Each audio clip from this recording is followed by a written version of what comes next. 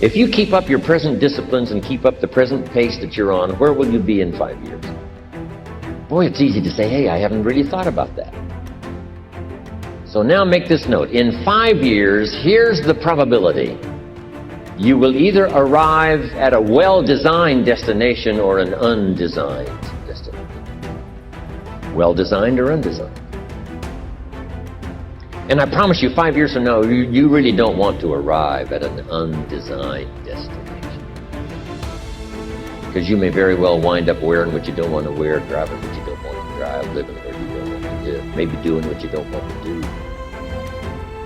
Simply because you didn't design a better destination. Neglect starts as an infection. And if you don't take care of it, it becomes a disease.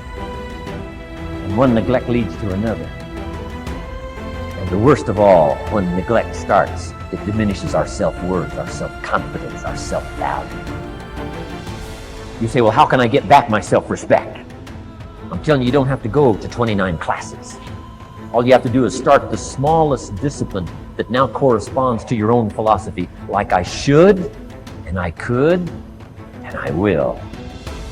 No longer will I let neglect stack up on me so that I will have the sorry scenario 6 years from now, giving some excuse instead of celebrating my progress.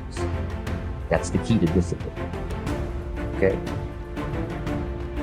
Self-reliance is basically counting on yourself, taking responsibility for whatever happens to you, knowing that you have consciously made the decisions that are now affecting you, knowing that what is happening now, today, is the direct result of your activity, what you did yesterday. Now, being self-reliant doesn't mean you can't work with others or trust others. Self-reliance means counting on yourself, trusting yourself, being confident with yourself, being responsible to yourself, trusting your own instincts, trusting the conclusions that you have developed from your study of experiences and philosophies, taking the credit that is due you, learning from the mistakes that you have made, being self-reliant. Self-confidence also comes from the ability to rise above your circumstances, to rise above what happens, the petty little things, the discouraging things that would sink everyone else's ship except yours, that would cause someone else to quit early in the day, but you keep going.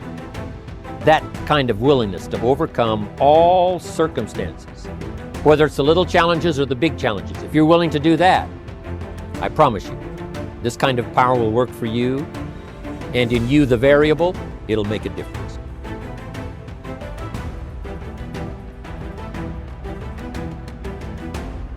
Notice how you feel.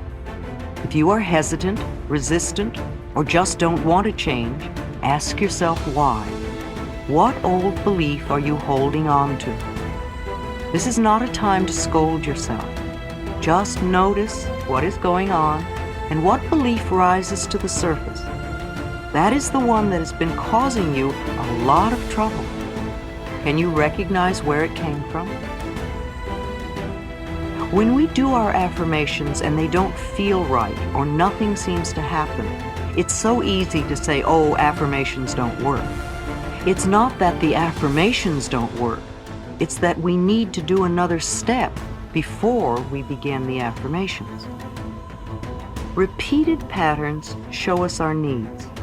For every habit we have, for every experience we go through over and over, for every pattern we repeat, there is a need within us for it.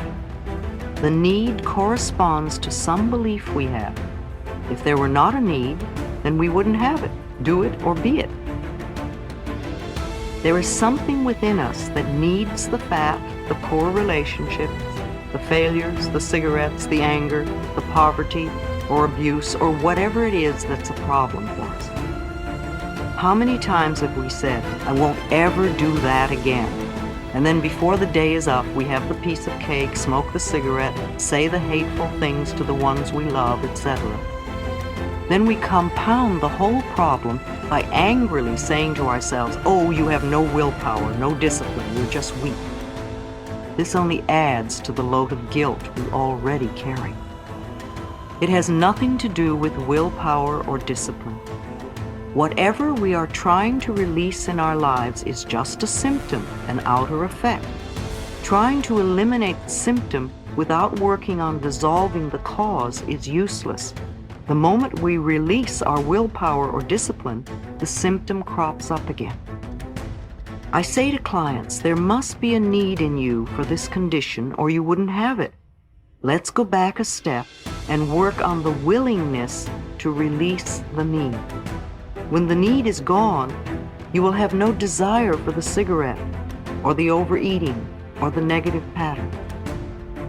One of the first affirmations to use is, I am willing to release the need for the resistance, or the headache, or the constipation, or the excess weight, or the lack of money, or whatever. Say, I am willing to release the need for. If you are resisting at this point, then your other affirmations cannot work.